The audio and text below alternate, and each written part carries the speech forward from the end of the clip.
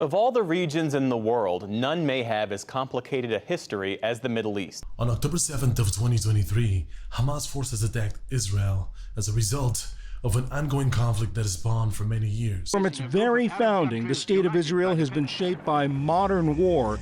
Unfortunately, this is not anything new. Human beings have been killing each other for millennia, all for territory, natural resources, personal interests, leaving behind nothing but a path of destruction, death, grief, sorrow, sadness, and fathers and mothers without their sons. The Israeli military responded with brutal force. And out of the first intifada emerged Hamas. There is no instance of a nation benefiting from prolonged warfare, leading to the ultimate question: when will this all end? An immense pool of bitterness and resentment.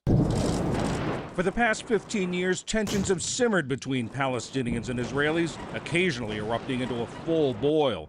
Recurring rocket fire from Gaza into Israel has led to a series of major Israeli air and ground assaults on Gaza. How can we end all wars once and for all? Is it even possible to accomplish such a thing? Are human beings even capable of such a thing? If so, how can we do it? Well, I believe you already know the answer. There's been a shift on the awareness of the collective human consciousness.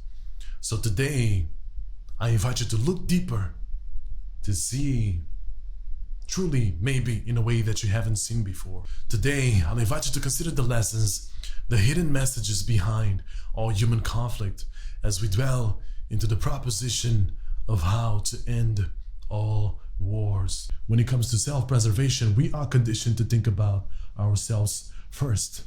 Let me give you an example. If you had both your house and your neighbor's house on fire, and you had the option or the opportunity to save your dog and your neighbor's dog, which dog would you save, knowing that the other one would have no chance of surviving? I think it's safe to say that you would think about saving your dog first. Now let me replace the dog with something else. Let's say it's your daughter, your sister, your mother, your father. I think it's safe to say that most people would have the instinct of saving what's theirs first.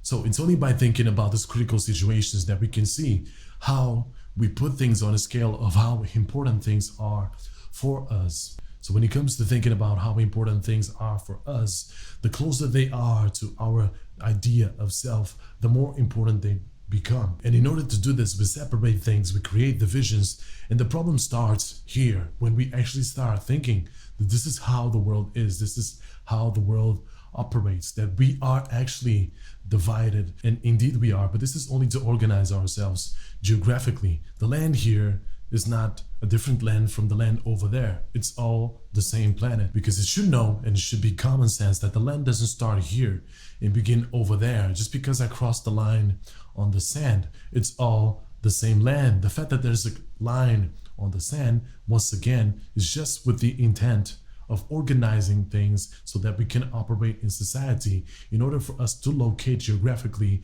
where we are, not to define different worlds or different types of beings. We are all the same being, human beings. But unfortunately, most often we fail to understand this reality, making us act as if we're not all the same. It takes a really complex mind to come up with really complex nonsense, and we are not short of those. So all of this to say that when it comes to self-preservation, we are always going to put the things connected to our idea of self as the most important thing. These are the things that we are willing to kill and die for. But what if we remove ourselves from the equation? Let's think about two trees. What if I burn one tree and preserve the other? Does this mean that the one that I'm preserving is more important than the one that I'm burning? No, they both hold the same value. They're both trees. So when we remove ourselves from the equation and think about the intrinsic value of things, we come to realize that everything is important, that nothing is actually more important than anything else. Everything is important. Everything plays a part on the big spectrum and the universal grand scale of things. But then you might ask, why would I remove myself out of the equation if I'm also a part of it? Why shouldn't I preserve myself when facing critical situations rather than anything else? Am I not also as important as everything else? And the answer is yes, you are important. We are important, and we have the responsibility of protecting and taking care of ourselves. But you do not exist as a self-sustaining singularity with no correlation with anything else.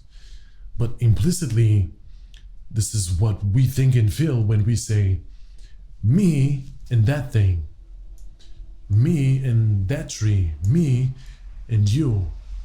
There's an implicit idea of separation between singular independent entities. And this is the idea of self that I'm inviting to be removed out of the equation, because the very own idea of self can only be conceptualized in relation to the world and others. Let's say you really like shrimp.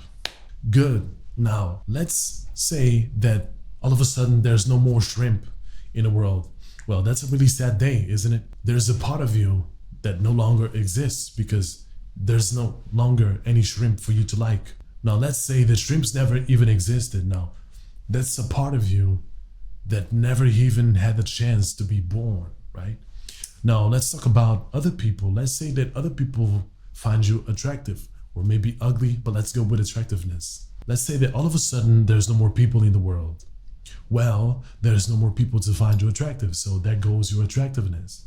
Or what can you say? You're gonna say that you are attractive because you find yourself attractive? Well, you have to be attractive in relation to something else. You're attractive, so you're attractive to what? To zebras? To horses?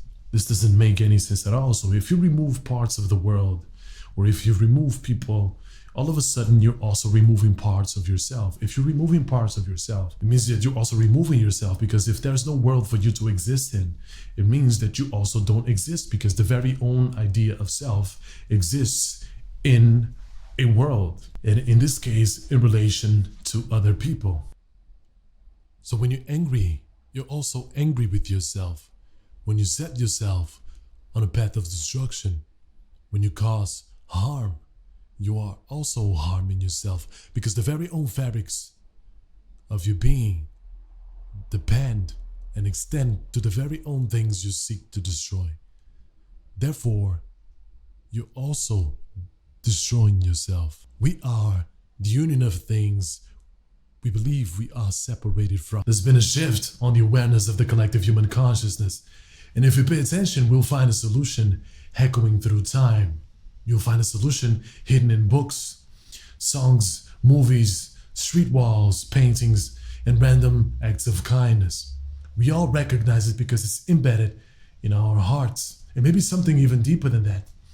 The very own fabrics of our being, which in turn makes us recreate and manifest itself in what we do. Some people and cultures associate or suggest these manifestations to be the workings of a divine essence, but even in that context, it is stated that we all carry this essence, for we are also made of it. We can't help but define historical and fictional figures that represent the pinnacle of this elixir or solution, noting that both historical and fictional figures are nothing but the result of our partially sleeping collective consciousness that knows and communicates in subtle but powerful ways. One notable figure that represents this awareness is the biblical Jesus Christ, marked by the quality of Messiah or Savior.